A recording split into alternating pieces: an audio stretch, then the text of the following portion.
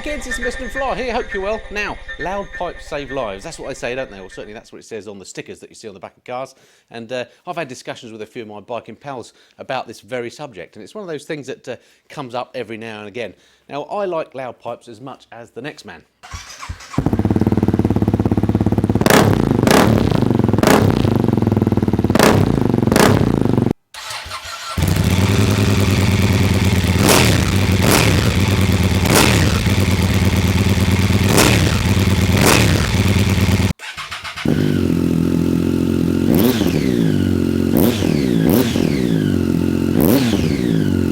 But I'm not completely convinced that loud pipes do in fact save lives. So stick around, stay tuned, watch this video, and I'll take you through some of the research that looks at this very subject. Now, over the last few days, knowing that I was going to be recording this video, I've done quite a bit of research into this very subject around, what scientific studies have been done in the biking community over the years to look at whether indeed loud pipes do save lives.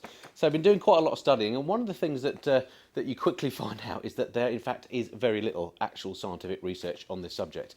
In fact, really in the last few years, there's only been one significant motorcycle study, and that was done in the US. And it's something called the Hurt Report. Now, it was done a few years back, and it's nearly 40 years old now, but some of the things that it may still ring true to you. Now, the finding that struck me was 64.9% of multiple vehicle motorcycle crashes were discovered to be your typical SMIDSy, the sorry mate I didn't see you, where a car turns into the path of a motorcycle and knocks the motorcyclist off. That was the biggest cause of accidents. They don't talk about loud pipes, by the way, in this, but that was just to note the sorts of accidents that are hurting people on bikes. And that leads me to my primary point. So if there is no research, you've got to kind of think about the physics of this. What is it about a loud pipe that makes it save a life? Well, people say it means people can hear you coming, and it means they'll get out of the way. Well, let's just think about that. I've done a bit of a diagram to explain. Now, when you're going along in your car and you hear, for example, a police siren, you can hear it from miles away, whether they're in front of you, behind, whatever. And that is because sound radiates out in all directions. It's a longitudinal wave, and you can think about it like a ripple in a pond, if you like, when you throw a stone into a pond.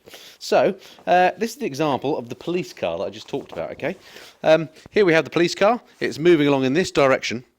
And these red lines represent the sound waves emanating omnidirectionally from the police siren on the car. Okay, so it's moving forward. If you're in front of the police car, you can hear it. If you're behind the police car, you can hear it. All well and good, absolutely fantastic. You can hear the police car coming. What about the case of a motorcycle? Okay. Motorcycle, slightly different, because a motorcycle is not designed to emanate its sound in all directions, omnidirectionally, unlike a police siren. In fact, I don't think I know any motorcycle that has an exhaust that points in all directions at the same time, or indeed forward. In fact, most bikes I know have the exhaust pointing backwards. And that's a bit like, if we go back to our ripple in a pond analogy, a bit like running a stick in a pond as far as the sound waves are concerned. Most of them go backwards in a kind of V shape. So here we go, another little diagram for you. There's our cars moving forward. There's your motorcycle parked there, and the engine noise, the majority of it at least, is coming out the back in this sort of pattern. So the cars behind you can hear a hell of a din. The cars in front can't really hear you too much until you're right on top of them. Of course, some sound goes forward, and some of these cars can hear you, but not for a long distance off. So most of the sound going out the back. So you have to question to yourself, does that mean then that's going to help you with cars that are going to pull out in front of you? And I would suggest probably not. There is, of course, one definite exception to my rule here about the sound going backwards, and therefore it not helping you with avoiding cars in front of you. And that, of course, is if you ride in the urban environment most of the time. If you're big time into filtering, say in central London, if you're an RJ or somebody like that, then having a loud pipe probably does help you in that situation, because it's the few cars in front that may pull out or open a door or whatever that need to hear you. So very loud pipe, travelling very slowly in an urban environment, yes, probably a loud pipe does help you.